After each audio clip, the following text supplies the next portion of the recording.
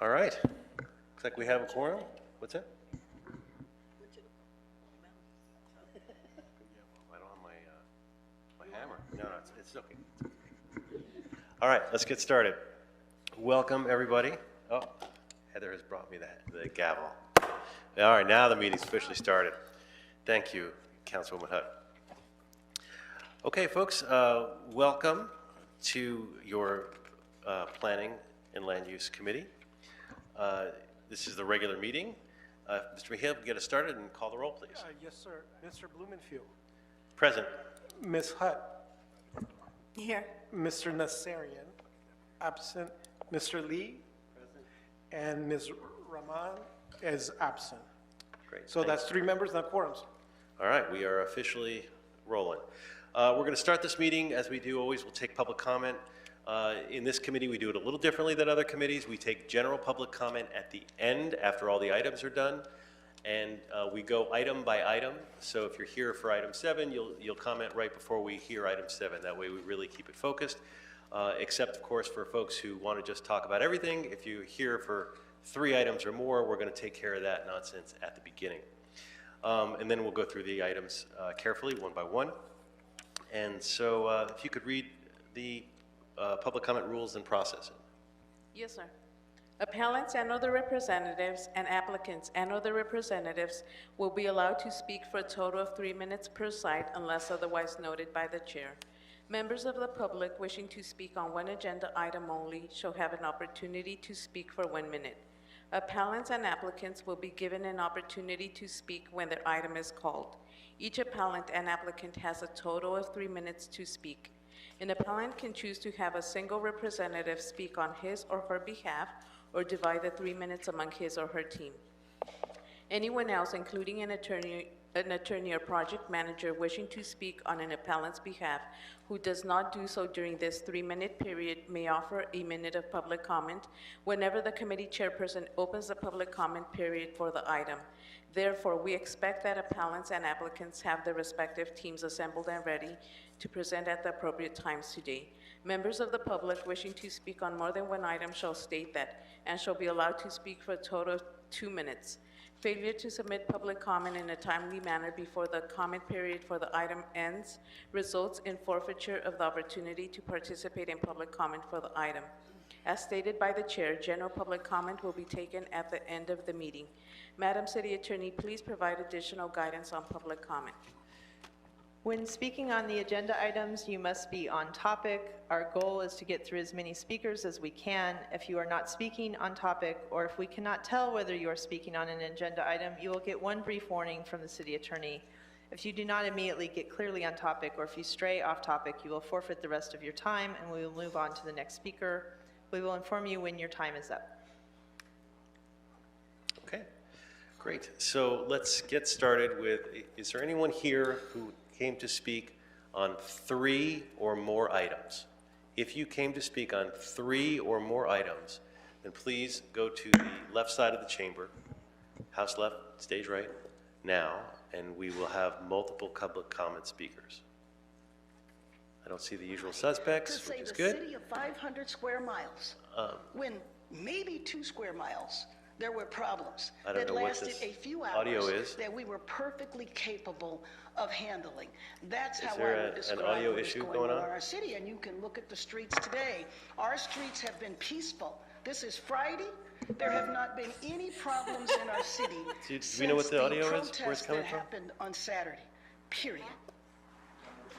Mayor Bass, the Dodgers announced today $1 million donation in partnership with the city to go towards immigrant communities. Okay, we're having How exactly do you a anticipate different that money audio to come be through. Well, Sir? we're working that out, but basically, our people need I cash. hear our mayor, but I don't think she People meant to be need part of pay this meeting. groceries. The woman that I met with today, who is now the sole provider in her family, her rent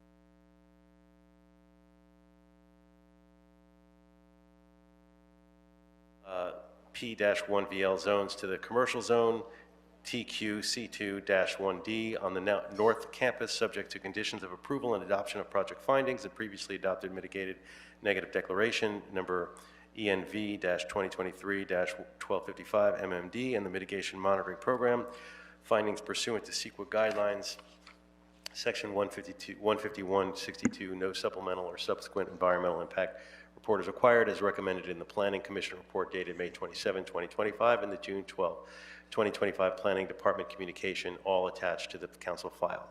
Item 2 would be to approve the inclusion of the Southern California Telephone Company Exchange located at 650-668 South La Brea Avenue in the city's list of historical cultural monuments. For item 3, the recommendation would be to approve the inclusion of the Hollywood Premier Motel located at 5329-5337 West Hollywood Boulevard and 1716-1718 North Serrano Avenue in the city's list of historic cultural monuments. For item 4, approve the inclusion of the Sam Sharp Triplex located at 1977 North Kenmore Avenue in the city's list of historical cultural monuments. For item 5, adopt the recommendations in the Planning Department report dated June 5, 2025, which describes the measures taken to alleviate the conditions which lead to the adoption of ordinance number 188333 as the city's council's own adopted report to satisfy the requirements of Government Code Section 65858. For item 9, adopt recommendations in the city attorney report dated June 18, 2025, to vacate, set aside, and revoke City Council's February 7, 2018 action in the Council File 17-1041 for planning case number ENV-2016-1209 MMD that sustained the City Planning's Commission adoption of the mitigated negative declaration for the project at 12531 through 1257 West Beatrice and 5410-5454 South Jandy Place. So those are proposed for consent. Any colleagues wish to take any of those items off the consent calendar? Seeing no one doing that, so we'll now take public comment on those consent items. If anyone is here to speak to items 1 through 5 or item 9, please come forward now for public comment. You will get a minute per item, up to 2 minutes. Okay? Again, those are on consent. Seeing nobody come forward, public comment on those items is closed. Colleagues, any comments or questions on those items, or can we move to a vote? Seeing no comments or questions, let's call a roll on all those items. Yes, Mr. Blumenfield, as you stated, this would be items 1, 2, 3, 4, 5, and 9. Mr. Blumenfield? Yeah. Ms. Aye. Thank you. Ms. Hutt? Aye. Mr. Nassarian is absent. Mr. Lee? Aye. And Ms. Rahman? Yes. That's 4 ayes, and those are approved, sir. Wonderful. Okay, now we're going to move to item 6. Let's go to item 6. And colleagues, on this item, the appellant has withdrawn their appeal in a letter dated May 21st, 2025. However, I recommend the following amendment to condition 7, which is to approved herein is the construction, use, and maintenance of a new 8-foot tall sound fence along the northern, western Oakdale Avenue and southern perimeter Collier Street, as shown on Exhibit 8A. The 8-foot tall fence shall be maintained in good repair and kept vertical, uniform, and structurally sound.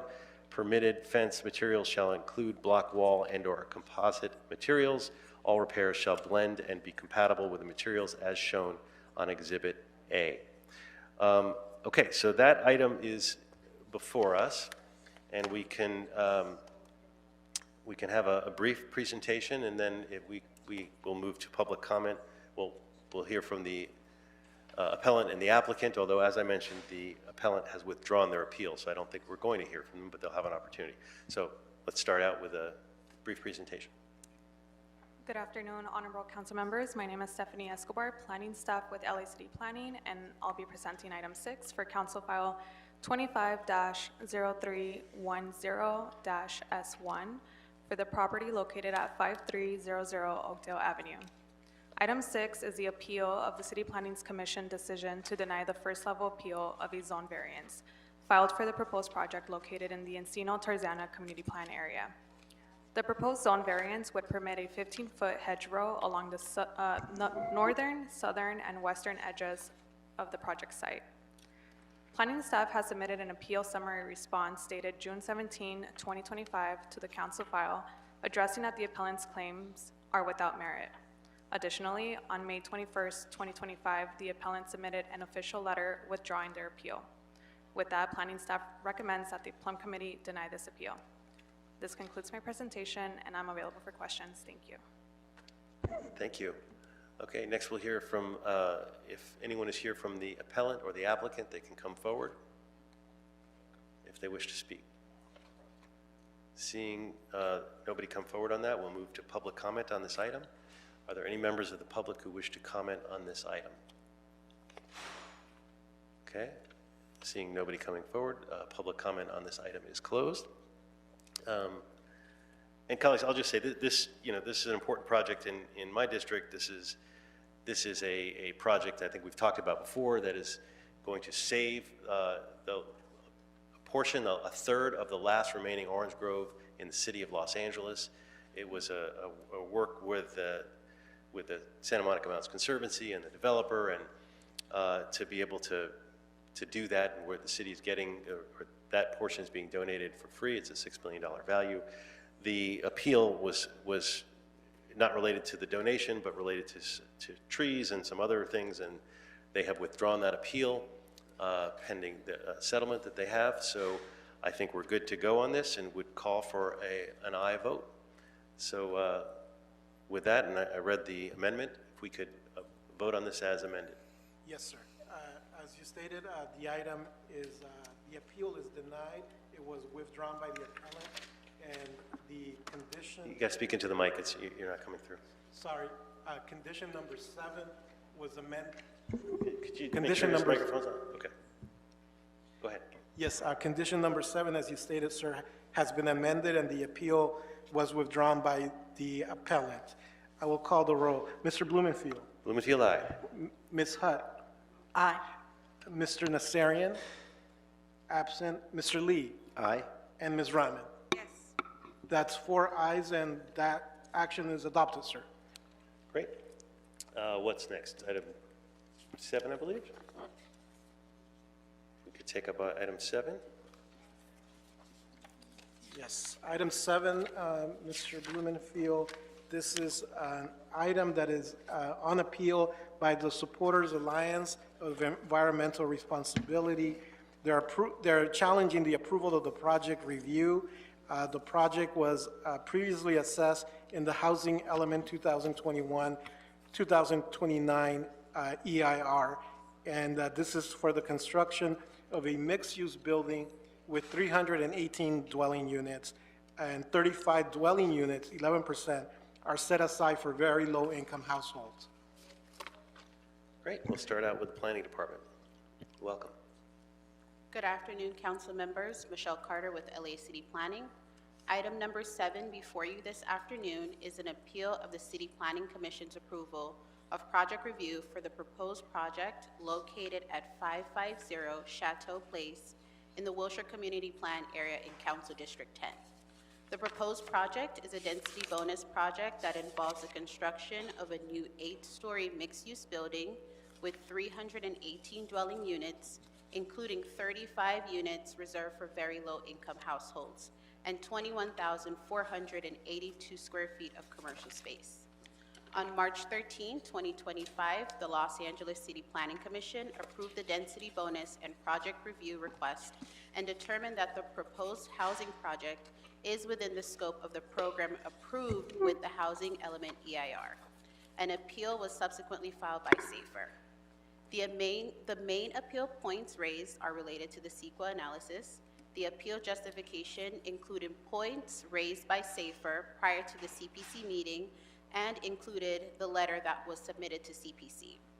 As detailed in the revised appeal response letter submitted by staff dated June 20, 2025, which is included in the council file, the project complied with all requirements under the Los Angeles Municipal Code and CEQA, and there is no substantial evidence in the record that the impacts of the project are outside the scope of the Housing Element EIR. Planning staff recommends that the Plum Committee and City Council deny the appeal and sustain the determination of the City Planning Commission to the approved request actions for the proposed project. That concludes my presentation, and we're available for questions. Thank you. Okay, next we'll ask if the appellants are here to present their appeal. Please come forward. Honorable members of the Plum Committee, my name is Chase Preciado, and I am with the law firm Lizzo Jury here on behalf of the Appellant Supporters Alliance for Environmental Responsibility, or SAFER. SAFER respectfully asks that the committee grant the appeal and direct city staff to prepare a project-level environmental impact report in order to comply with the California Environmental Quality Act, or CEQA. While city staff claims that the project does not require CEQA review because the project was previously analyzed in the Housing Element Program EIR, city staff is mistaken. Under CEQA, a project relying on a program EIR must be within the scope of that previously approved program EIR in order to forego further environmental review. The project here is not within the scope of the Housing Element Program EIR because it is not consistent with the density, building intensity, and setback requirements for the area. These inconsistencies require the project to undergo CEQA review. CEQA also requires environmental review where a project will have effects that were not examined in the program EIR. There are at least 2 environmental impacts that were not analyzed in the Housing Element EIR, which are diesel particulate matter emissions from construction and indoor formaldehyde emissions from building materials. SAFER's air quality experts found that the project's emissions of diesel particulate matter and formaldehyde may result in a significant health risk to nearby sensitive receptors and future residents on the project.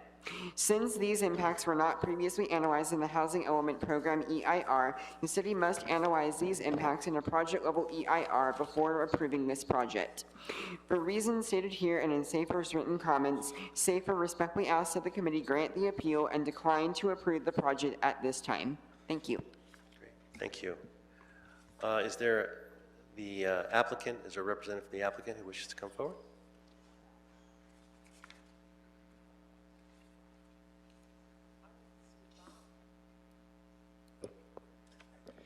Good evening, council members. My name is Ryan Lederman from Holland & Knight on behalf of the applicant, TF Chateau. This project is a long time coming.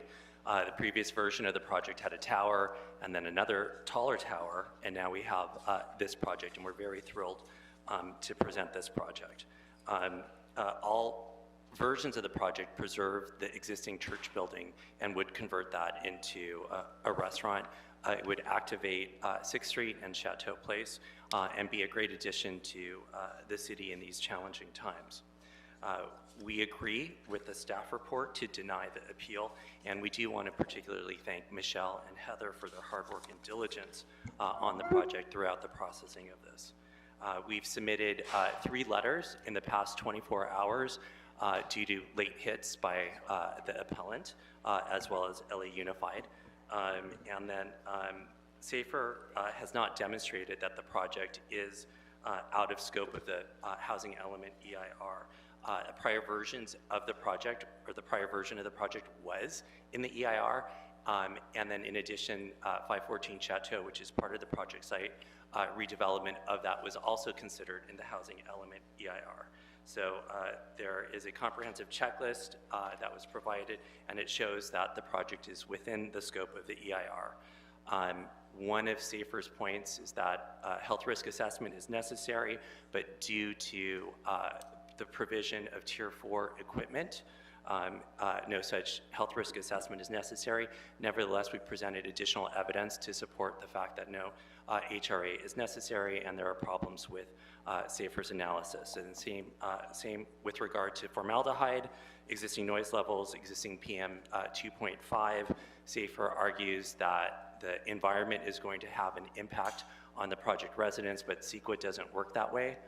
It's not the environment's impact or on a project, it's the project's impact on the environment.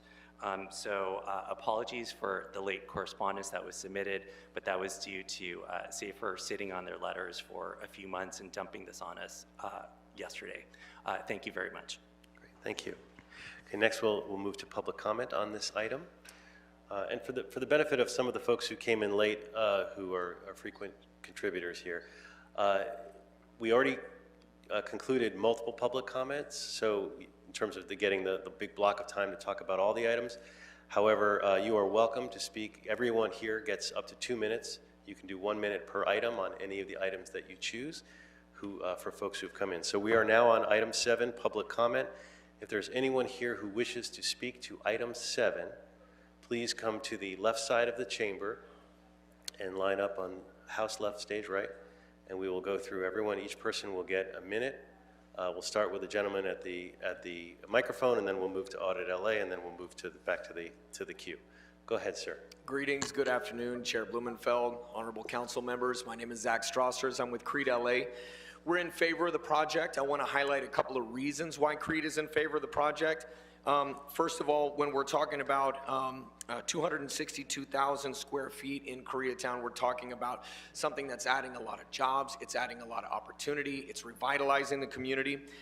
Specifically 318 dwelling units. That means that we're adding to our housing stock. That's incredibly important. More specifically, the 35 dwelling units that are set aside for very low income. We understand how vital these type of units are. If it weren't for private development coming in and making these offerings, we certainly know that it would be a challenge to be able to provide them otherwise. And then 21,000, roughly 21,500 square feet of commercial means that we're not only meeting housing needs, but we're meeting job needs, and not only construction, but permanent jobs. So for these reasons, Creed asks that you approve this project. Thank you and God bless you. Great, thank you. Next, we'll hear from Audit LA. So, sir, just wait one moment. The woman behind you is going to go first. You have 1 minute to speak to item 7. Go ahead. Okay, if we could get her microphone working. Woman in the center aisle. Okay. Could you test it? Is it working? Hello, is that better? Yeah, I okay, thought go you ahead. forgot about me, Bob. You almost owed me an apology, but it's all good now, except for this morning, that was not good. Anyway, okay, I'm here because like I get nervous when when I see like a church being torn down for housing and stuff. So, but I want the housing. Don't get me wrong. We need low-income housing.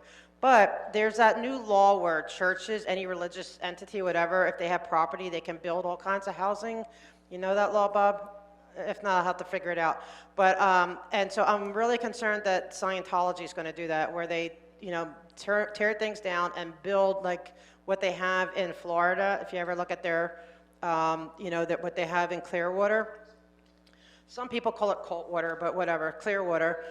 Right, Clearwater. And so I'm concerned that like just because they're religious institutions, that they should be able to use their property, and build by right or whatever, all kinds of massive housing, but they're not going to make it for other people. It would be just for them. Okay, thank you. Thank you, Bob. Okay, next speaker. Go ahead, sir.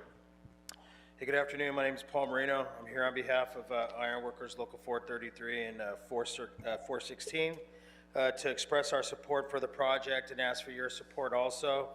We're excited about this project because it'll provide good paying jobs, hire local residents, and use responsible contractors. The applicant has made sound development choices and we praise them for it. We are proud to support this project and ask for your approval and support also. Thank you. Okay, thank you. Next speaker.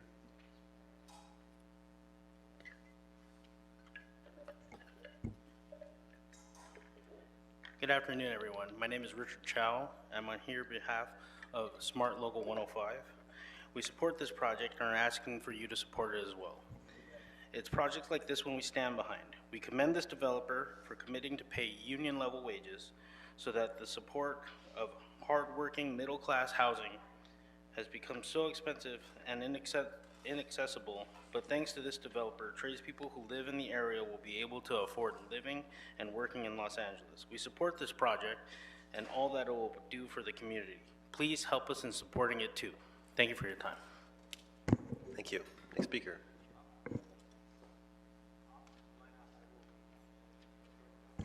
Put the next speaker on deck. Oh, hello. Hi, my name is Juan. Good afternoon.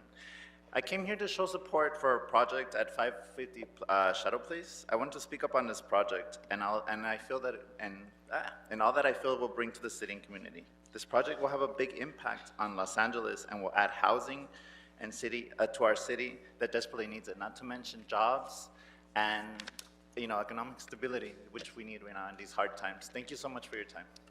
Thank you, sir. Next speaker.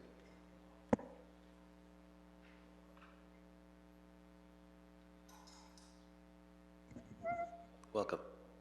Hello, my name is Beto Pasuto. I am with the DTLA Anchor Church, and our ministry is happy to support projects like this one with clear community benefits for the people in our congregation who live and work in Los Angeles. We ask today that you support it as well as give those in need of a second chance. Thank you and God bless you. Great, thank you. Next speaker. Good afternoon. My name is Sam Nieto, and I'm here to express my strong support for this project. With 318 residential units and 21,000 square feet of commercial space, this project will bring much-needed housing and economic growth to Koreatown. I'm particularly excited that the project will repurpose the existing historic church building, preserving a beautiful piece of Los Angeles heritage. The project proximity to subway station is also a major plus, providing easy access for commuters. Thank you very much. Thank you. Next speaker. Hi, good afternoon. My name is Amy Smith, and I'm also speaking on behalf of Creed LA. We're here to voice our support of this developer, and we are seeking approval for this project. The City of Los Angeles deserves projects like these that have transformative effects on our city. It will bring an old church building and adaptively reuse it to transform it into housing and commercial space that are going to be for our community. This is the most amazing utilization of our old buildings, and we need to grow and respect them, and this is a project that will do it. When a project creates good-paying jobs, when it gives housing and commercial space, and when it still respects the old Los Angeles feeling, that's the definition of a quality project. This kind of contribution deserves our support, and this developer's vision will be the betterment of Los Angeles and the revitalization of our city. And because of this, we support this project and ask for your approval. Great, thank you. Next speaker.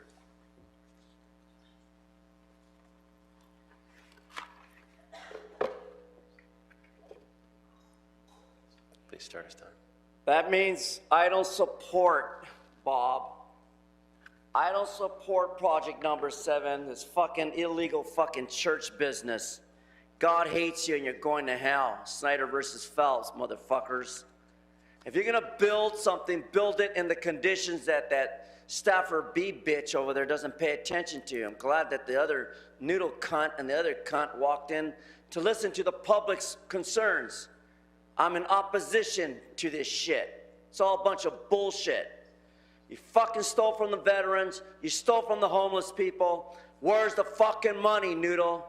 I'm glad, Bob, you bastard are gonna see a jail cell when David O. Carter, for the record, puts you in your fucking Scientology church behind bars, you fucking occult criminal juju motherfuckers.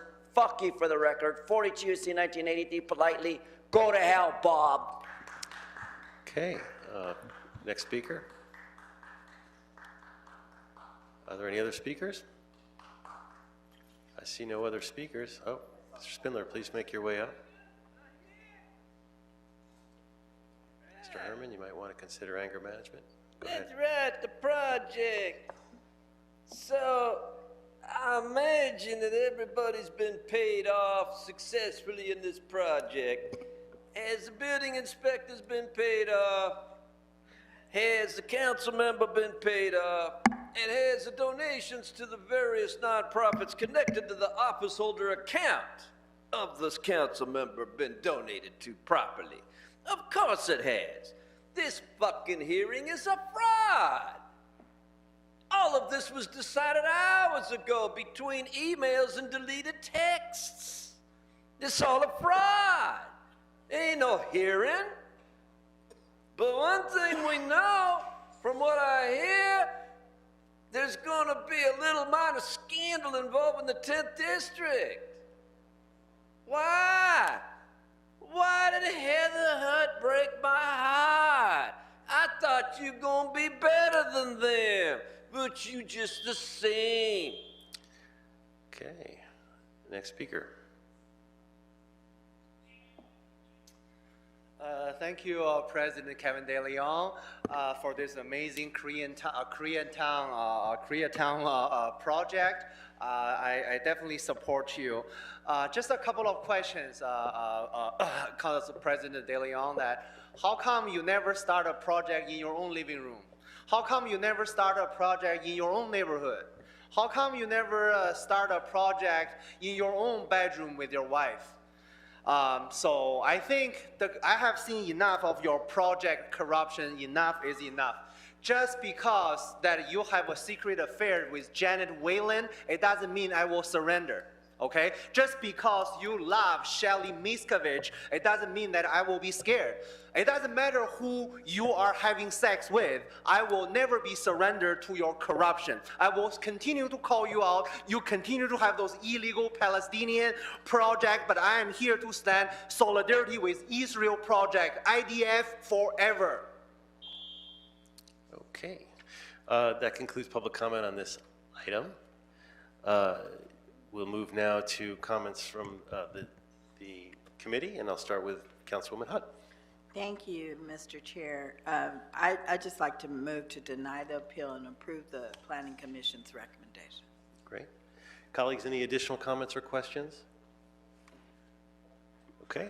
Then I'm going to build on Councilwoman Hutt's recommendation and formalize it. I'm going to recommend that we deny the appeal filed by Supporters Alliance for Environmental Responsibility, SAFER, and thereby sustain the determination of the Planning Commission to approve a project review for a development project that creates or results in an increase of 50 or more dwelling units or guest rooms for the demolition of the existing uses and the repurposing of the existing church building for the construction, use, and maintenance of a new 8-story, 262,638 square foot mixed-use building with 318 dwelling units, including 35 dwelling units set aside for very low households and 21,482 square feet of commercial space for the properties at 550 South Shadow Place and 3119 West 6th Street, subject to conditions of approval and adoption of project findings and as recommended by the Planning Department in its report dated April 28, 2025, and the Planning Department June 18, 2025 appeal response report,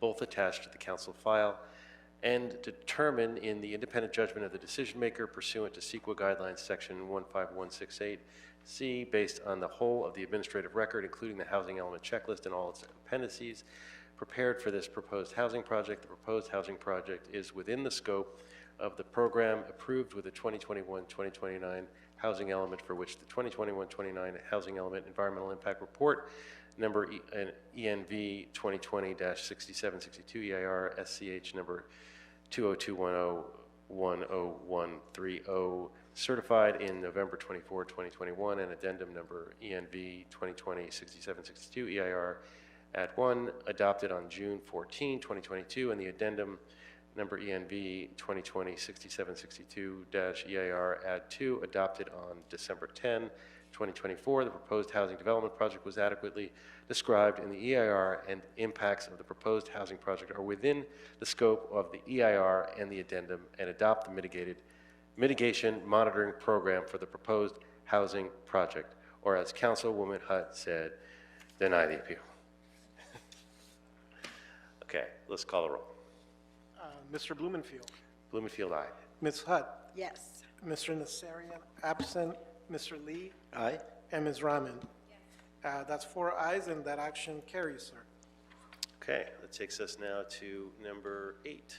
Yes, item 8 contains a sustainable communities environmental assessment, mitigation monitoring program, and related CEQA findings.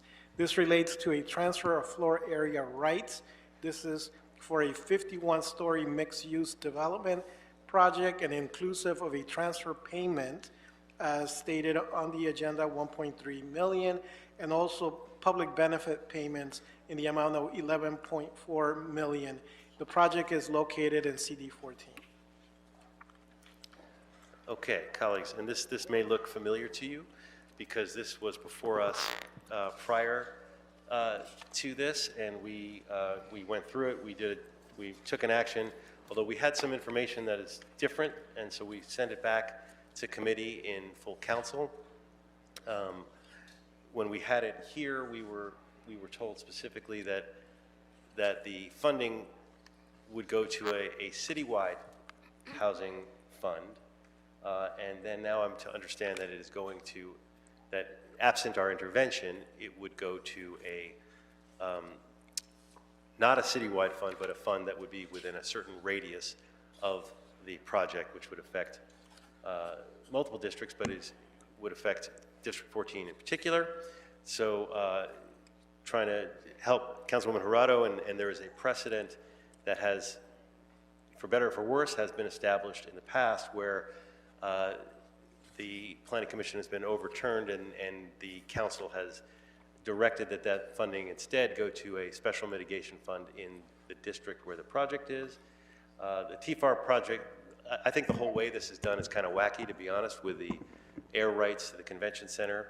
But the TFAR, that program is coming to an end, and there's only a few more of those moving forward. But let's get started. We'll have the planning department make their comments, then we'll have public comment. We'll hear from the councilwoman as well, whose district this is in, and then we'll have a committee discussion. But first and foremost, we'll have the... Respectfully, Council Member Chair, in other committees, I've seen that council members, when they come to the committee, they're allowed to speak on public comment first and acknowledged. Yeah, that's what I just said.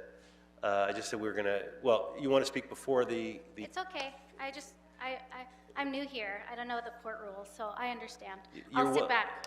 At your discretion, Councilwoman, please sit down. Please join us. At your discretion, if you'd like to go first, I'm happy to have you go first. Okay. Fully intend on giving you your time. Typically, we hear from the department and then the council person.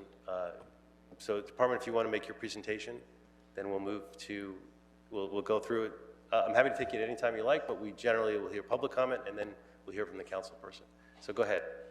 Good afternoon, Plum Committee. Alice Okamura with City Planning. The project before you, item 8, Council File 24-0976-S1, is for the demolition of the existing service parking lot and the construction, use, and maintenance of a 51-story mixed-use development comprised of 536 residential dwelling units with retail and restaurant uses.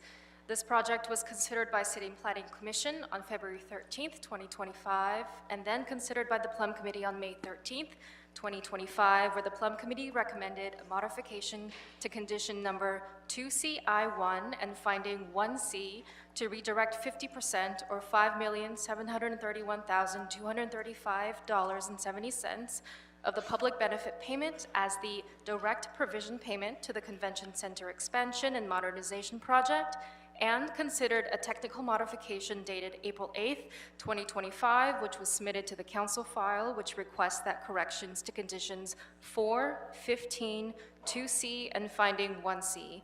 Please note that this technical modification referenced in error a correction to condition 5. No correction is proposed for condition 5. The proposed corrections include condition of approval number 4 regarding bicycle parking to correct the mention of on-site restricted affordable units to residential dwelling units. Condition of approval number 15 regarding landscaping to remove the incorrect stamp date of July 13th, 2023 for the project's Exhibit A landscape plan. Condition of approval number 2C, I1 to correct the typographical error for the amount of the public benefit payment to be the corrected amount of $5,731,235.70 to the Public Benefit Trust Fund, and finding 1C to correct the 50% public benefit payment to the Public Benefit Trust Fund. The Plum Committee referred the matter for City Council correction. A technical modification dated May 21st, 2025 was submitted by staff to the council file, which reflects the modification to conditions number 2CI1 and finding 1C to redirect 50% of the public benefit payment as the direct provision payment to the Convention Center Expansion and Modernization Project. This project was then considered by City Council on May 27th, 2025, where City Council did not take action and referred the matter to the Plum Committee for further consideration. This concludes my presentation. Staff is available for any questions. Okay, before we do questions, we're going to go public comment and then also hear from the councilwoman. Councilwoman, would you like to go before or after public comment? Whatever you desire, sir. Okay, then let's take care of public comment. Is there anyone who wishes to speak, members of the public who wish to speak on this item? Okay, Audit LA in the front. Could we give her the microphone for public comment?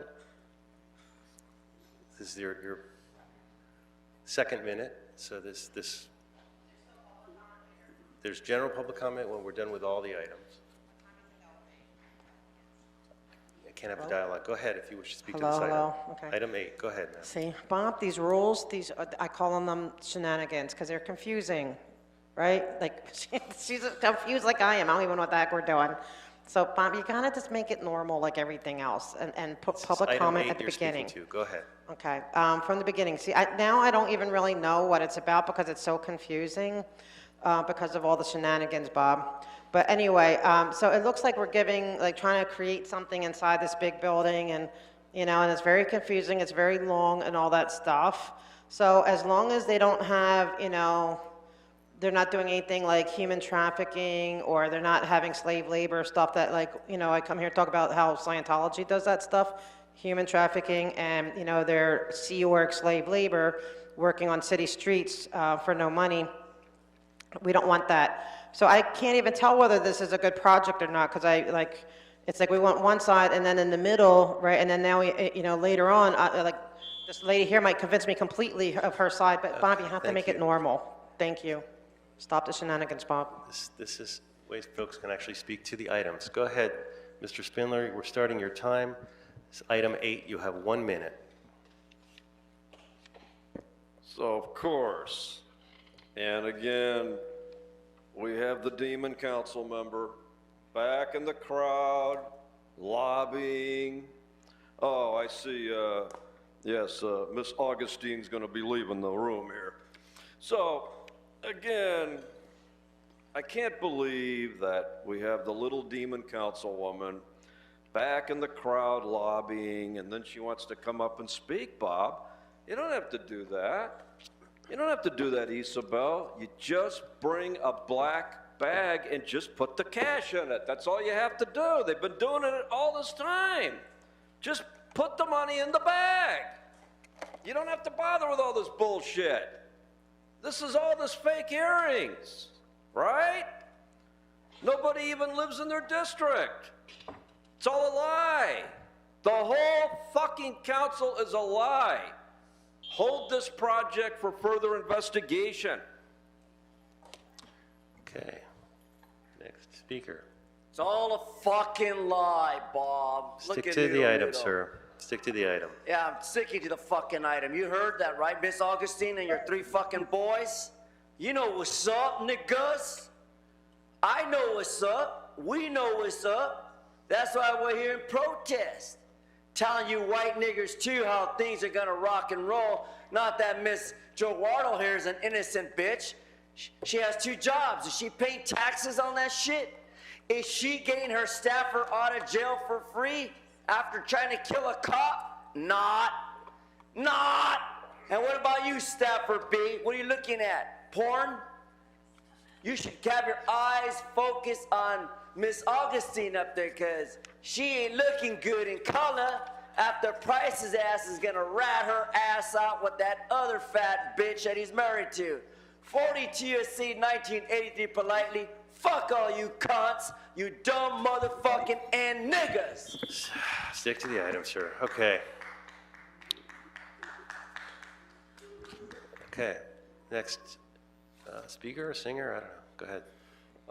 Thank you very much, Council President Harris Dawson. For this one, yes, it says about the report program and related environmental findings.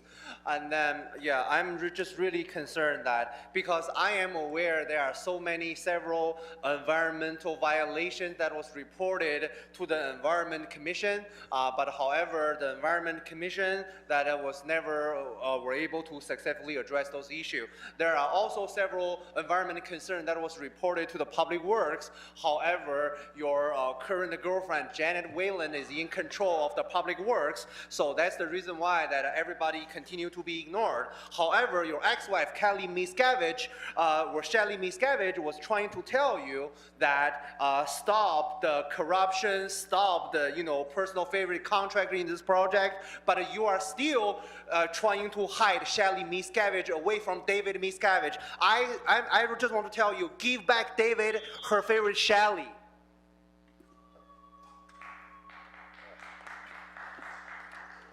Okay, that concludes public comment on this item.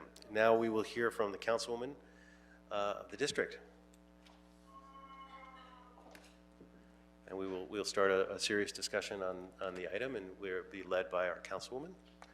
Thank you for allowing me to speak at this committee. Good afternoon, committee members. We are so glad to see this development move forward today, and we're excited to bring even more residential units online.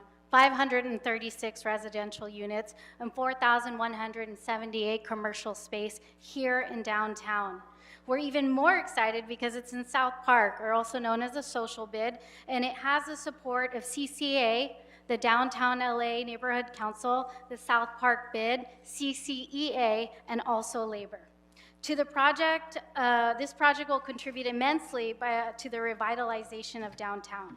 While downtown LA continues to see residential development, much more work still needs to be done to furnish DTLA stakeholders with daily neighborhood services and amenities. And at the same time, the neighborhood experiences concentrated and acute challenges with regard to addressing the livability for our housed and unhoused neighbors. This is only compounded by the recent events and the threat of a federal takeover, which, if you look around you in the city center, guess who's paying for all of that graffiti abatement? And every week it's $50,000 on top of what we take care of this city normally in our district. Now, the public benefits for this project must extend beyond the property line to contribute it to the neighborhood as a whole. Therefore, this council office respectfully requests the committee approve an amendment to allocate the 50% direct provision of the TFAR to the CD14 Public Benefits Trust Fund. Now, TFAR is a planning and real estate concept where the development rights, specifically the floor area ratio of one property, can be transferred to another. This is often used as an urban planning to encourage preservation, better city design, and strategic development. In particular, this TFAR program was designed specifically for downtown Los Angeles. The prime example of TFAR in Los Angeles is the LA Central Library. When it faced significant challenges in the 1980s, including the need for extensive renovation and modernization, to fund these efforts without relying solely on public funds, the city implemented the TFAR program, allowing the library, designated as a donor site, to transfer its unused development rights to nearby sites seeking to exceed standard zoning limitations. When the TFAR rights of the library was granted, it was not required that any of those funds go to where this committee is suggesting. Today, the TFAR ordinance allows for the Public Benefit Trust Fund, where 50% goes to 6 districts, a percentage that has been agreed upon per district, with 9 and 14 being a part of it, but also, let me just double check my notes, 1, 8, 9, 10, 13, and 14. And another 50% does go to the district that is directly impacted.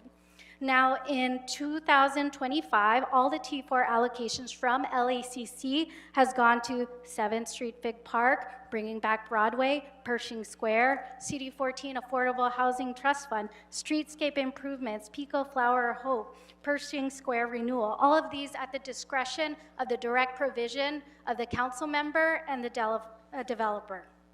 Now, even just today, there was a motion in City Council, if you were paying attention, where CD1 put forward a motion to transfer TFAR for family source systems in Westlake to help fund emergency assistant and supportive services, case management, and house stabilizing services.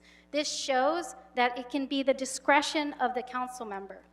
So even if you go as proposed with the council member, the chair council member's suggestion that this go to a fund that's for the convention center, because this body has not decided whether we are going to indeed renovate the convention center, these funds will remain in limbo.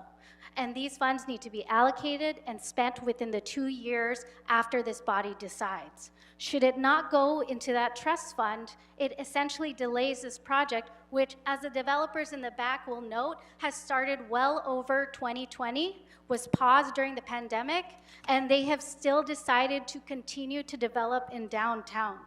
Now, if you choose to go this route, and for it to stay in limbo, they will have to restart the entitlement process for 500 units and 4,000 of commercial square feet in downtown that is struggling, resilient, and wanting to be alive. Now, this will start putting a chilling effect on all the other developers that have big projects that are pending with an agreed-upon public trust benefit and delay them even more than the decade that they're almost already been working in. Now, when you think about it, there is a public benefit, and it's aside from what is designated in the TFAR program, which is already going to be basically sunsetting this year. It's the property taxes and the revenue of 500 residents that will be renting at market rate and commercial development in downtown. So to delay this with a chilling effect on other developers and to have this vacant lot here and underdeveloped where someone's already committed to be in downtown with wide stakeholder support would be a mistake, and at the end of the day, interfere with the council members' autonomy to guide their district to the best outcome and meet the needs of their district, as CD1 has decided to do, and as all other council members that have been recipients of this program up to $6 million have been able to do. So this move that you're proposing would be an unprecedented move to change the direct provision allocation of TFAR in a way that has never been done. And lastly, I will conclude. Let me get my papers together. So, therefore, this council office respectfully requests the committee approve an amendment to allocate the 50% direct provision of the TFAR payment to the CD14 Public Benefits Trust Funds. These funds will go toward public improvements, maintaining affordable housing, arts, culture, holistic public safety, and supporting small businesses in downtown. I want to thank the planning department and the development team for bringing forward a well-designed and completed project. And, you know, make no mistake, I want development to happen in downtown, and this delay in this decision and honestly overreach of certain members, I find pretty insulting, especially when downtown is struggling and has many needs. And I think it need to respect the leadership of the district at this time, and if that's not a moral case, I think talking to the developer and the chilling effect that it has with the development here in downtown is certainly a cause for concern when it's not just a spending problem that we have in the city, it's a revenue generation and development issue, and the further we stall this, we make the industry more hostile than it needs to be. Thank you. Thank you. It's interesting, because I came to this, my intention was to recommend exactly what you were saying based on the information that we had, the new information. Although some of the things you're saying are causing me to question that, but that was my intention, and I think it's still my intention moving forward. I do want to ask some questions about how this all works. But again, I don't think that this committee did anything inappropriate. In fact, the Planning Commission moving forward, they were recommending that this money go into the Affordable Housing Trust Fund. It was incumbent upon this committee to either approve what they had asked for or to do something different with that. We chose to do something different, to do something very much like what you described was done with the library, where the library's air rights were sold so that they could build a library, and that money went to the library. And so that's an interesting example to bring up, because I think it actually argues against your desire to take that and create a separate mitigation fund for your district. Nonetheless, I understand that in this body, there has been a precedent in the last council members who represented that area have put forward motions to take the TFAR money and put it into a separate mitigation fund for the district, and I'm open to doing that, and that was, again, as my intention in moving forward with this motion. So I do want to ask some questions, though, and again, the reason we did this last time was we were told that during the meeting that the payment had to be spent on housing developments overall in the entire city, and now we were told more recently, I want to clarify this with planning. Can you clarify where the direct provision payments can be used once it's transferred to the Affordable Housing Trust Fund, which is what came before us as a committee? Can the payment be used on housing throughout the city, or does it have to be used in the district, in the district where the project is? And I put that question to planning. Yes, Alice Okamura, Planning Department. So per the TFAR ordinance, there's no locational requirement for the direct provision funds and can be used for amenities that serve a public purpose. It's up to the discretion of council to decide and approve the impact of the direct provision payment. So for example, if the money were to be paid into a citywide account like the Affordable Housing Trust Fund, these funds can be earmarked for use on affordable housing projects within certain council districts or have no restrictions and be used citywide. So to answer your Now question, you're telling me back, I'm getting different information now, because that's what I was told the first time, and then the CLA and planning told me something different, that it had to be within the district or within the area, which is why I'm very open to what Councilmember Harada was saying. But now you're telling me that that's not the case? I keep being told different things. so the initial answer that the locational requirements of direct provision is correct. There is no locational requirement. So there is no 2-mile or 1-mile radius required for the direct provision of the public benefits payment. It is up to the discretion of council to decide where and any locational requirements that council would like to apply to the direct provision payments. So what did the commission put before us that we were being asked to vote on before we made changes? It was being put into a housing trust fund that could be used where? Citywide. And this is Jane Choi for the record. There is a distance requirement for the monies that are in the TFAR trust fund. That's a separate fund than the public benefits fund. So there is, in the TFAR program, there is a fund, the transfer payment, where there is a locational requirement. You guys are making this hard for me. But what is before the committee and under discussion is regarding where the 50% of the public benefit payment would go. So that does not have a locational requirement or limitation. Direct provision, yes. Does Sorry, not have a the direct provision of the public benefit payment, the 50% direct provision of the public benefit payment. Okay, and so why in the past is there a precedent that this money has gone specifically to the district? And I don't know if the CLA wants to comment, because you were telling me that it was also, that it was location specific. Hi, Sharon So, CLA. So there are two different pieces of it, and Oscar is actually the expert, but maybe we can separate the two. There's a public benefit portion of it, as well as the transfer component of it. The transfer part of the payment, which is the $2 million part, has the geographic requirement. Right, and that's not what's at issue here. Yes, What's right. at issue here is the other part. The other part is the public benefit part, and there's two pieces of the public benefit part. Half of the public benefit part goes into the TFAR ordinance, which does have the 2-mile restriction, which we have utilized historically. As it relates to the public benefits that is directed, that part historically has been at the discretion of the council member.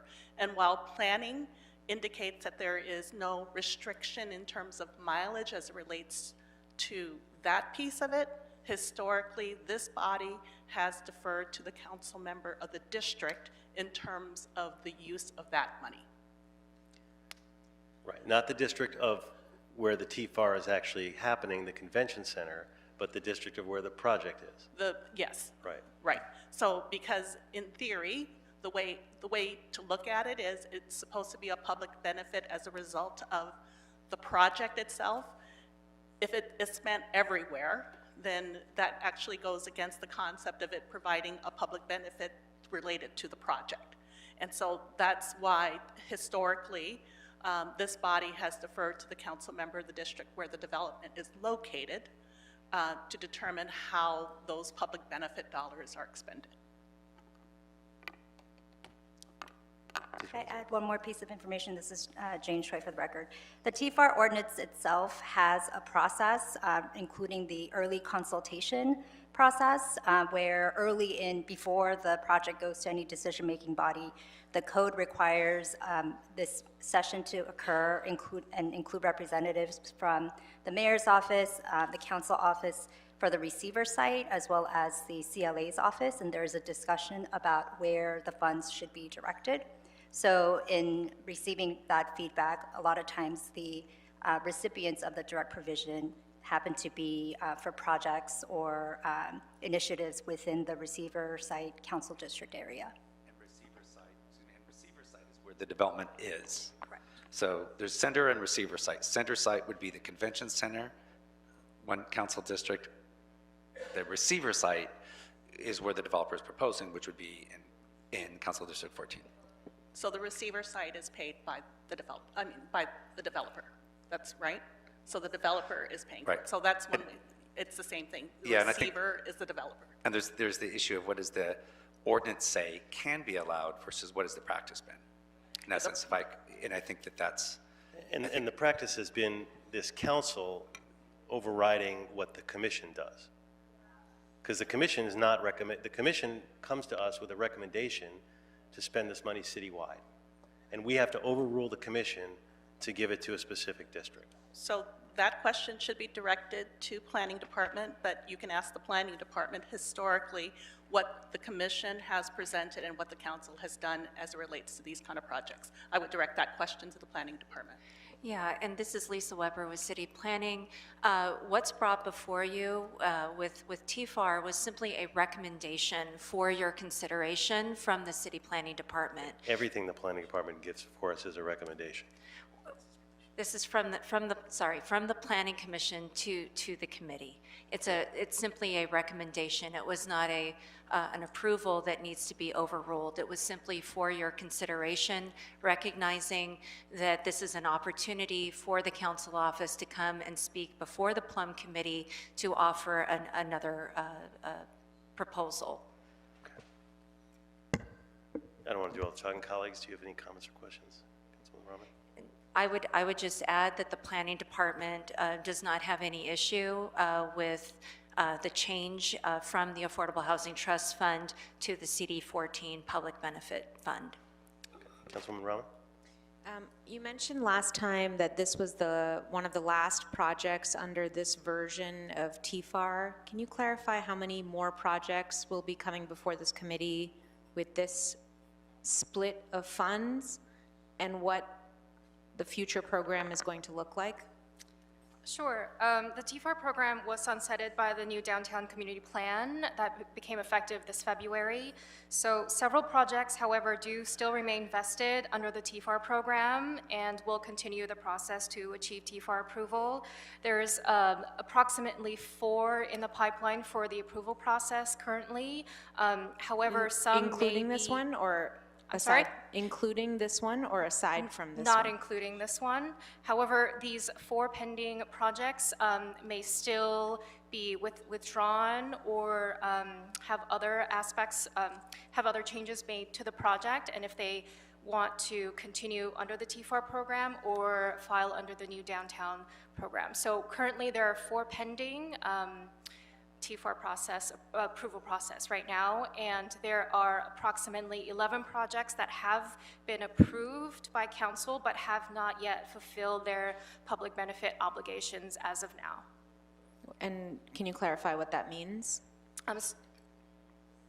So there are 11 projects that have their TFAR entitlements approved by City Council. However, they have not paid out their public benefit obligations because they're still within their two-year time frame of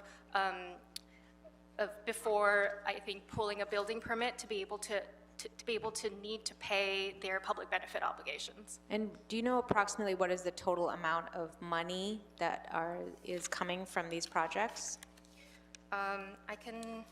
Yes. According to a report, I think, based on last October in 2023, possible pending expenditures, and of course, I believe there's been an updated program,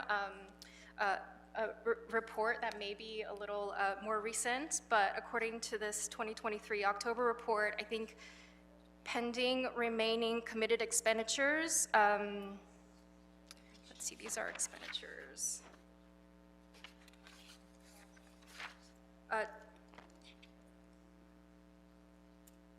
Total revenues so far, available fund balance total as of October 2023 is $19,657,254.34. There's $19 million that have been unspent in this fund so far? As of 2023, but I believe there's been updates since then. I think we have a team that tracks the exact numbers. And that's the money that's available to the council district for special projects within the council district? No, that is money available throughout all projects that's paid into the TFAR fund.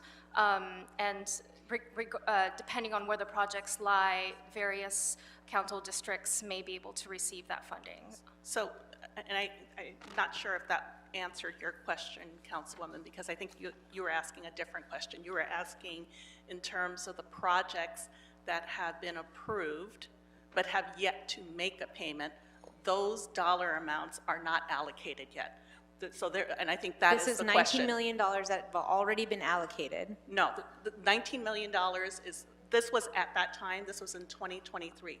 The $20 million that Planning Department is referencing is monies that had been allocated by the 6 or 7 districts that are participating in the public benefit TFAR funding. And so that has actually come to council for approval. And yes, Planning Department does track those expenditures. It's kind of what was discussed earlier with CD1, where they had monies that were allocated to a project and for whatever reason it wasn't able to be spent. That requires a council approval to actually change the expenditure, which was the motion that was introduced today by CD1. So the $19 million at that time was allocated out to the 6 or 7 council offices that participated in the use of the TFAR monies. But I believe your question was, of the projects that have been approved, there are a number of projects that have been approved that have not made a public benefit payment yet. That amount I do not know. I don't know whether Planning Department has it. You were asking about, well, what, because this is sunsetting, what else is still out there?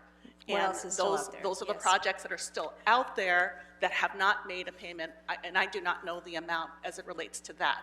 And indeed, those projects actually, they may not be moving forward for a variety of reasons. They may never make a public benefit. It's just that it's been approved, the project has been approved, but the project could actually end. The fact that a public benefit, they have 2 years to make that public benefit payment, and so we're still within that 2-year time. At some point, those monies will be, if we do receive them, then they will be subject to expenditure in accordance with the ordinance. Does that make sense? Kind of? Yes, to some extent. I mean, I think, Councilmember Blumenfield, I'm happy to follow your lead on this and the lead of Councilmember Jurado in her statements earlier. But I do want to flag that, this is a city, and I feel overall relatively uncomfortable with programs that are not considering citywide needs and citywide planning efforts. Like, we should be thinking like a city more often. And, while I'm very, very happy to adhere to former practices here, I think going forward when we're designing these programs, to me, like, this is not, it feels like a program that is due for some updating in its structure, and it looks like the new version of TFAR is that, and so, look forward to learning more about that and learning how we can figure out how to, think about all of the city's funds in a big bucket. That's trying to get to that place, and I hear what you're saying, and I'm trying to also make this work for Councilwoman Harado with the precedent, but did you want to add to that, Councilwoman? Yes, I did. TFAR was specifically designed with downtown in mind. And so when we think about what the limits are, it's because the density in our city and the ability to build up is actually here. Now, if my Valley colleagues would like to implement a TFAR in the Valley, you could, I've talked to planning about this, sell the air rights for Van Nuys City Hall so that you could increase density in Encino, in Tarzana, or wherever you wanted. And that program is readily available to you should you want a developer come to you so that you could get that citywide benefit.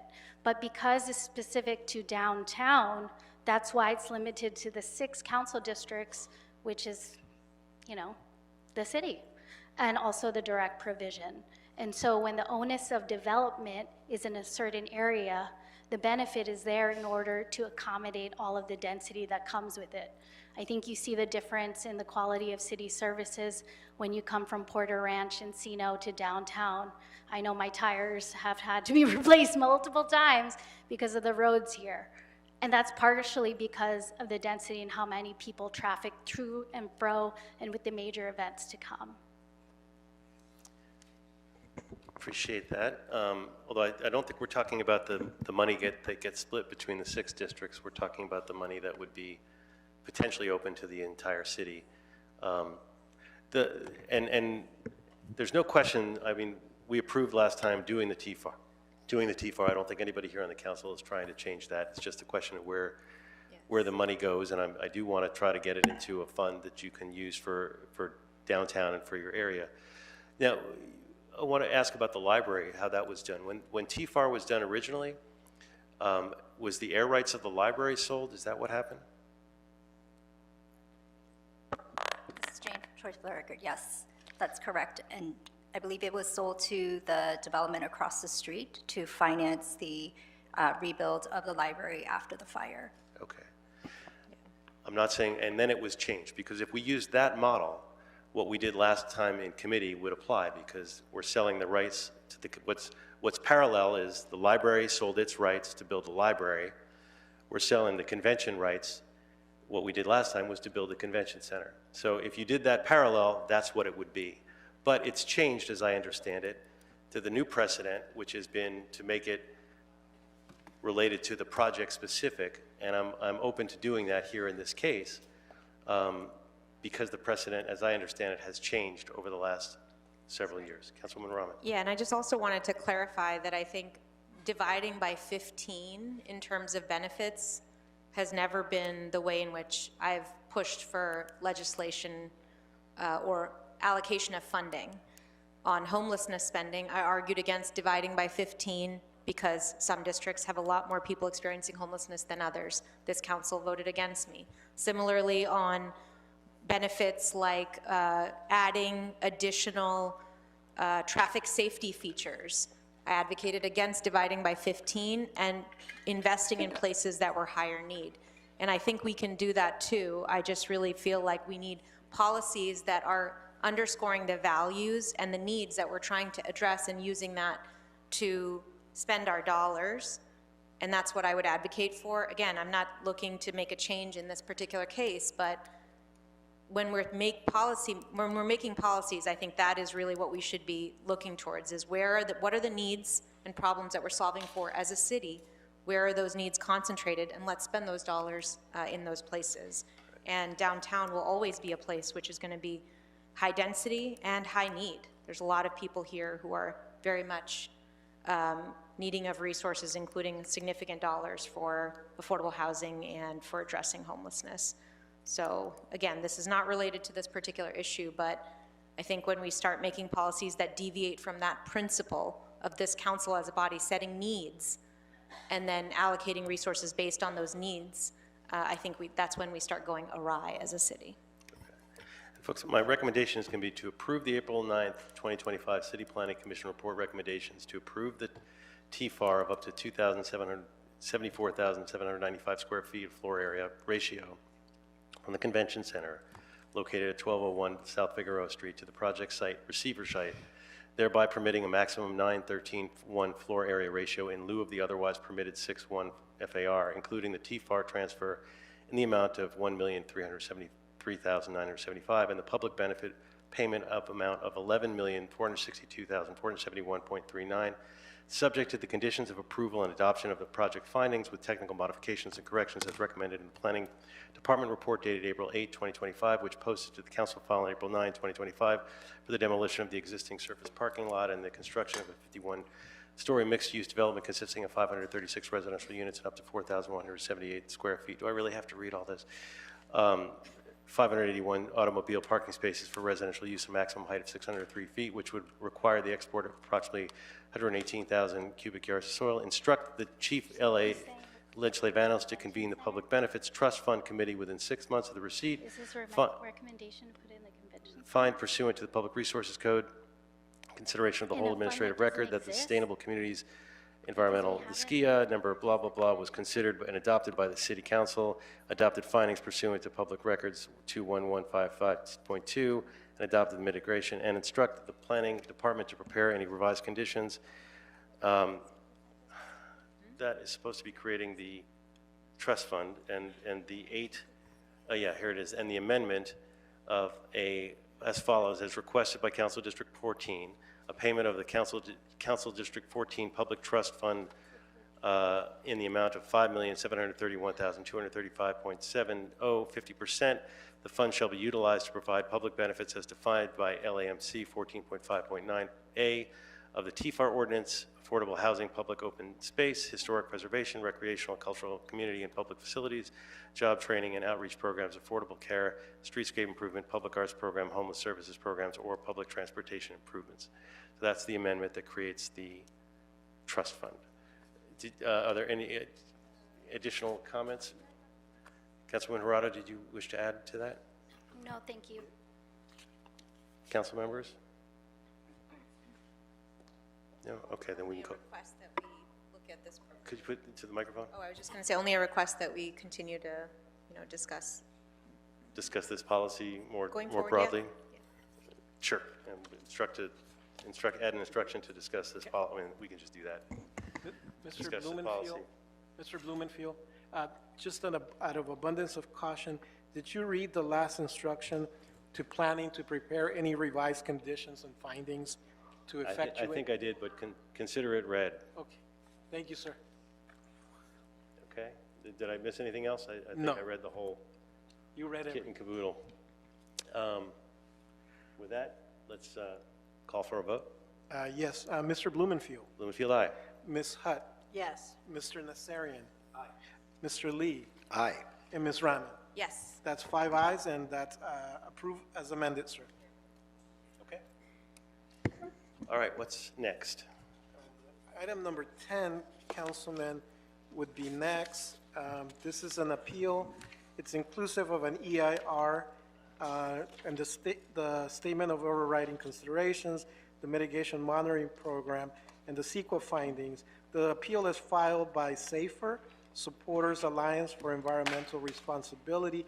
They're challenging the approval of the City Planning Commission's approval of the EIR as the environmental clearance, and this is for the construction of a new 8-story office building along with commercial space. The project is located in CD 11. Okay. We'll start with the Planning Department. Good afternoon, committee members. Kathleen King with City Planning. The request before you is a consideration of a first-level CEQA appeal by Supporters Alliance for Environmental Responsibility of the Environmental Impact Report for the new Beatrice West project, which proposes the demolition of an office building and 2 accessory buildings, the retention of an approximately 88,000 square foot office building, and the construction of a new 8-story office building with ground floor commercial space. Upon completion, the project would total approximately 287,000 square feet of floor area on a 4.5-acre site. The appellant claims that the project's EIR fails as an informational document and should be revised and recirculated to comply with CEQA, specifically noting that the project will result in environmental impacts to air and traffic congestion unless properly mitigated. Staff has submitted a letter to Plum dated June 17, 2025, responding to each of the appeal points in detail. In summary, the project's EIR has been prepared in compliance with CEQA. The draft EIR provides thorough and comprehensive analyses of all required CEQA impact areas, and for each of the issue areas where significant impacts have been identified, mitigation measures have been proposed to reduce impacts where feasible. Therefore, planning recommends that the appeal be denied. Additionally, on March 12, 2025, Luzo and Drury, on behalf of SAFER, submitted a 65-page comment letter to the Commission office in relation to the CPC's consideration of the new Beatrice Project EIR. However, the letter was not accepted as it did not comply with the CPC's secondary submission rules. While SAFER's appeal did not include or reference a SAFER letter, responses to the SAFER letter are also attached as a memorandum to the Plum letter. The issues raised in the SAFER letter are not supported by substantial evidence, and no changes to the EIR are required. That concludes staff presentation, and we are available for any questions you may have. Thank you.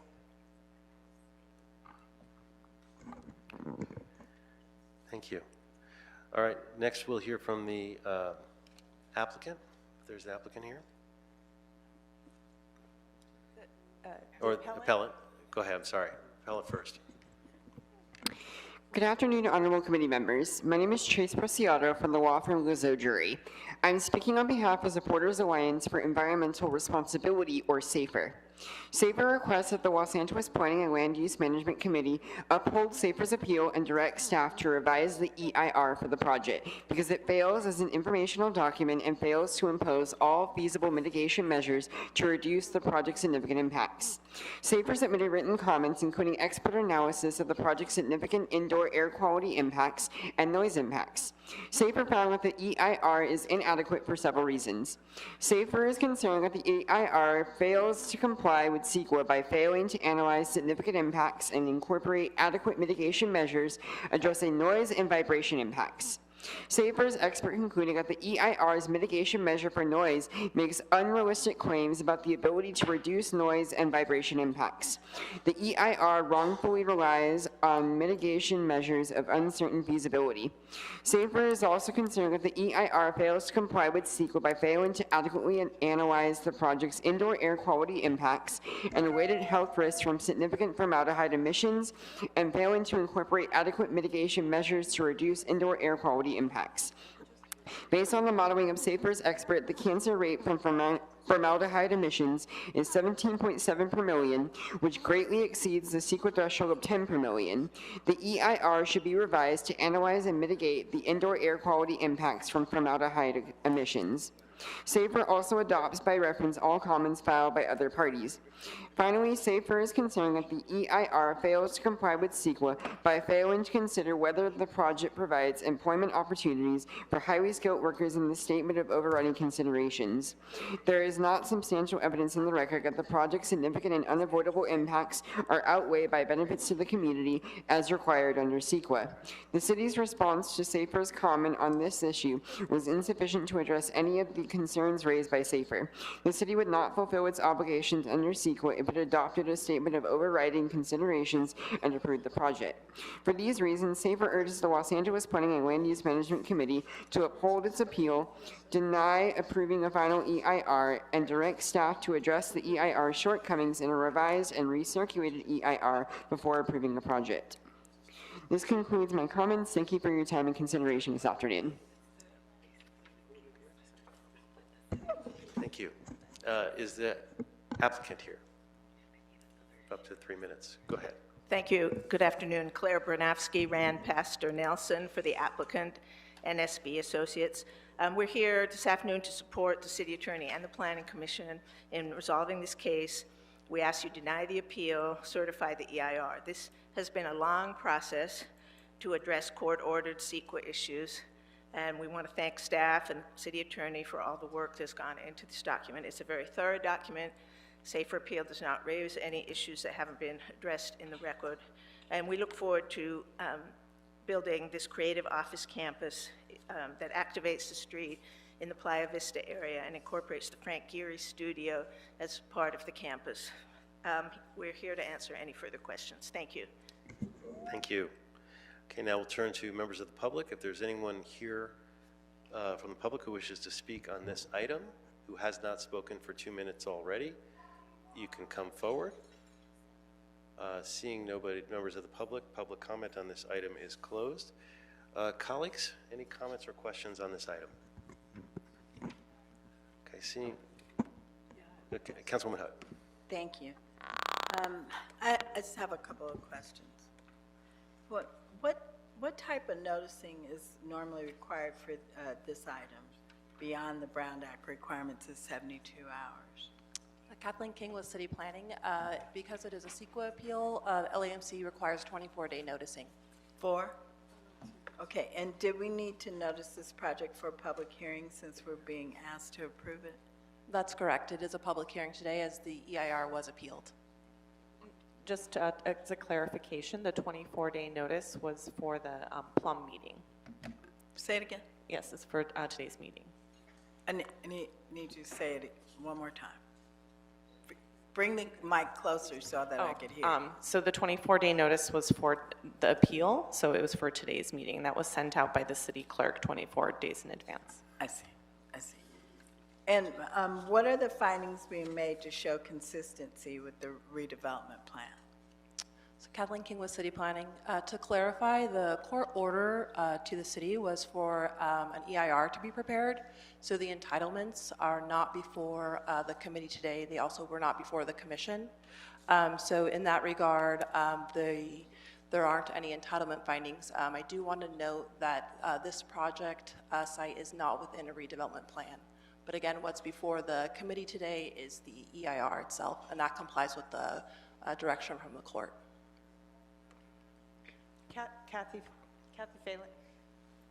Kathy Phelan, City Attorney's Office. Maybe I can clarify that the next item, it is a court, also relates to a court order related to a redevelopment plan. So maybe that's the one that you're considering. That was not an order for item 10. Got it. Oh, same property, different. Different property. This property's in CD 11. Item 11 is in CD 10, I believe. Oh, sorry, CD 9. And that was a court order to consider redevelopment plan, which we'll talk in the next item. Got it. Thank you then. That's all. Okay. Additional comments or questions? No. Okay, so colleagues, I'm going to recommend that we deny the appeal filed by Supporters Alliance for Environmental Responsibility SAFER, and thereby sustain the determination of the Planning Commission to certify the new Beatrice West Project's EIR and adopt the related environmental findings, statement of overriding considerations, and mitigation monitoring program as the environmental clearance for the demolition of an existing 23,072 square foot office building and 2 accessory buildings totaling 7,188 square feet, the retention of an 87,881 square foot office building, and the construction of a new 8-story office building with up to 196,100 square feet of office space and 3,400 square feet of ground floor commercial space for the properties located 12531-12575 West Beatrice Street and 5410 through 5454 South Jandy Place. Find that the City Council has reviewed and considered the information contained in the EIR, which includes the draft EIR number ENV 2020-3533-EIR, dated January 2024, the final EIR dated February 2025, and the erratum dated February 2025, as well as the whole of the administrative record, and certify that A, the new Beatrice West Project EIR has been completed in compliance with CEQA, B, the new Beatrice West Project EIR was presented to the City Council as a decision-making body of the lead agency, and C, the new Beatrice West Project EIR reflects the independent judgment analysis of the lead agency, and finally, adopt the related and prepared new Beatrice West Project environmental findings, the statement of overriding considerations, and the mitigation monitoring program prepared in the new Beatrice West Project EIR. With that, let's call the roll. Mr. Blumenfield. Blumenfield, aye. Ms. Hutt. Aye. Mr. Nassarian. Aye. Mr. Lee. Aye.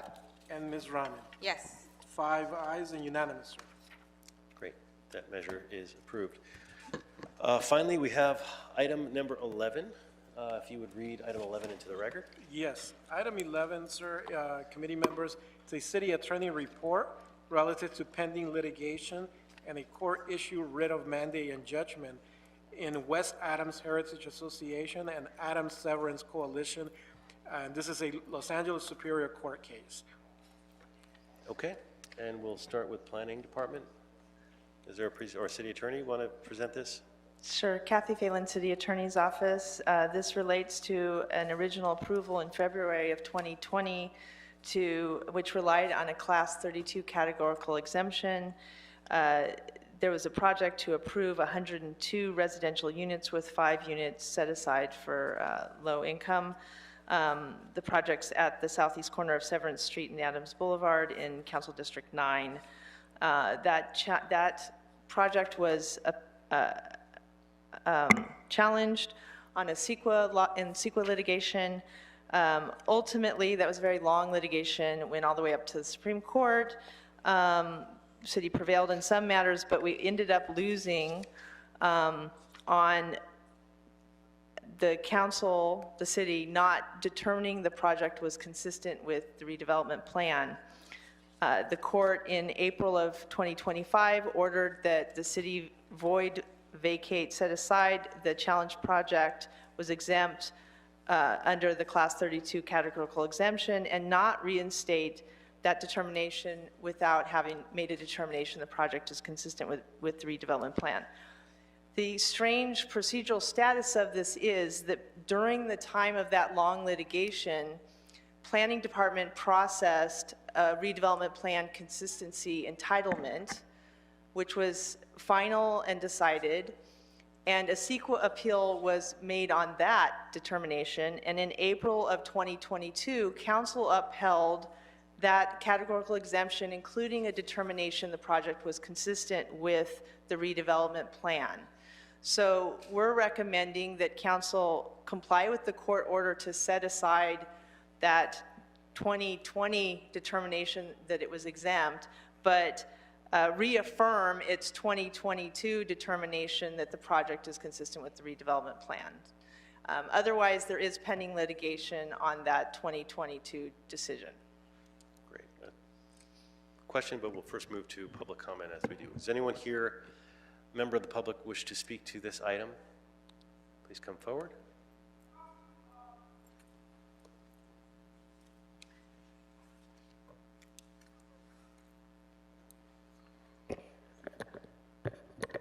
Good afternoon, members of the committee. My name is Andrew Brady from DLA Piper. I just wanted to let you know, one of the attorneys for the applicant here, we fully litigated this case through, so just wanted to make myself available to answer any questions, having gone through this entire process from the City Council to the Court of Appeal to the Supreme Court and back to the Court of Appeal. So happy to answer any questions or any details that may come up. Great, thank you. Okay, that concludes public comment. Okay, so now, colleagues, the committee comments and discussion. And I'll put it to the city attorney. I don't think we have very much choice in this, right? I mean, You don't have a choice in setting aside the CEQA determination. You do have discretion to determine that you're going to reaffirm that it was exempt. The decision you made in 2022 that the project is exempt and consistent with the redevelopment plan. right, we're just in a better position now to make that determination. That's correct. Colleagues, any comments or questions? Okay, seeing none, I'm going to recommend for item 11 that we comply with the writ and judgment. We therefore adopt recommendations in the city attorney's report dated June 18th, 2025 to 1, set aside, vacate, or revoke the city council's February 4, 2020 action in council file 19-1603 that approved a CEQA class 32 categorical exemption for the multifamily residential project at 806 West Adams Boulevard, and 2, reaffirm city council's April 19, 2022 action in the council file that upheld findings of the project's consistency with the Exposition University Park redevelopment plan, the adoption of a Class 32 categorical exemption for the project, and related findings. With that, let's call the roll. Mr. Blumenfield. Blumenfield, aye. Ms. Hutt? No. No. Mr. Nassarian? Aye. Mr. Lee? Absent. And Ms. Rahman? Yes. That's 3 ayes and 1 no and 1 absent, sir. And that's approved. Mr. Lee is back. Mr. Lee? Yes. Okay, so then that changes the vote to 4 ayes and 1 no. It's approved. Okay. Okay, that concludes the items. Now we move to general public comment. Long-awaited general public comment. For those who have waited, come on down. You get your 1 minute of political theater. Come on. Anyone who wishes to speak to general public comment, please come up now or forever hold your peace.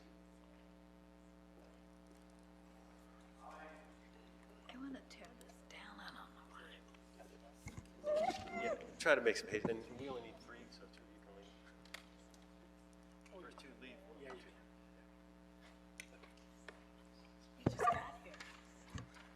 You just got here. It's a race. Two people can leave as fast as they can. John, yeah, you guys don't have to stay. Okay, Mr. Herman, your time started. Go ahead. Fucking housing, fucking homelessness, fucking Noodles, fucking Augustine, and fucking Price, and fucking Stafford B, and fuck you too, Bob. Thank you. You all are a bunch of fuck-ups. We found out the truth about, Hut's 3 boys and Azarian's fucking bald head, fucking racist Armenian motherfucker. Thank God for the Turks.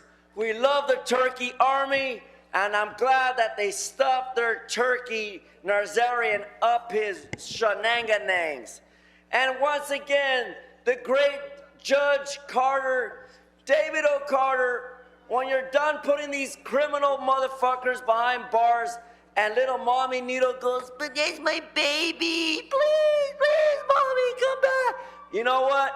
Fuck Noodle. And the other day when she was in the back of the stairs back there, you dumb cunt, who was watching you? Noodle.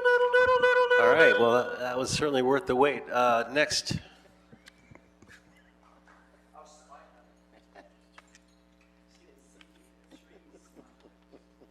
Thank you very much, President Nuri Martinez. Over the past several years, I have witnessed how you handle the planning committee in this council. I have witnessed that you are making every single effort to provide a housing project, to provide a homeless project for all of your Palestinian family members and the Palestinian friends and everything. But somehow, I just feel like, how about the other majority of the Caucasian American? How about the other majority of Israeli American? How about the other majority of the law-abiding citizens who refuse to be your Black Lives Matter, who refuse to be part of your Palestinian Lives Matter? Why all of us were denied a project? Why all of us were denied a housing? Why all of us were denied services? So in the future, I wish that you believe that all lives matter except only your Palestinian lives matter. All right, Mr. Spindler, you're the closing act. Entertain us. Give us your best shot. You got 1 minute. And dance. You're gonna love this. Did you know that the DWP has stolen $3,150 from me illegally? Let's give you guys a hand. Did you know that? You didn't know that, did you? They literally just called me. And they wanted to know if I noticed it. Well, I mean, yeah, I kind of would notice that. So I've been taking secret recordings where they're not actually reading my meter and falsely putting numbers down, charging me thousands of dollars more for my bill than I should be paying. So you guys can go fuck yourselves now, because they're on the phone right now. But you see, I don't play that way, Bob, right? I'm gonna let you figure out how much you're gonna pay me for this fucking mess. Fuck off. All right. This is a close. I don't know. I've seen better closing acts, but that's all right. This meeting is adjourned.